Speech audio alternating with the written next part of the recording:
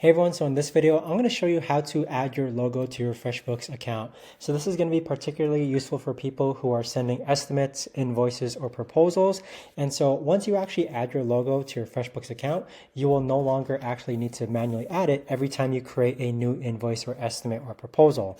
So this is going to be a short and sweet, simple video. So make sure to follow it step by step in order to learn how to add your logo to your FreshBooks account. So what we're going to do first is go onto our FreshBooks account, which looks like this right here.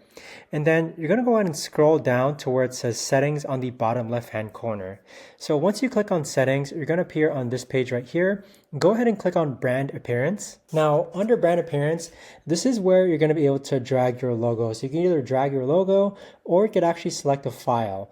And then once you actually do that, we're actually going to do a test. So we'll just select a random file. So there I have it. I just selected a random file that I had on my computer. Afterwards, you're just going to click on save changes and then click on yes, save.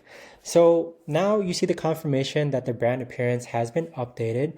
What you're going to do next is actually, just to see if it worked out, go ahead and click on estimates on the left hand side and then click on create new. And then let's go ahead and create a new estimate. Now what we can see here is that we've gone ahead and created a logo on this estimate. So as you can see, now that your brand logo is going to appear on estimates, proposals, or invoices that you send on FreshBooks. So that is how to actually add a logo to your FreshBooks account. If you know of a better or easier way to actually do this, let me know in the comments down below. I would love to know. Thanks so much for watching, and I'll see you guys all in the next video.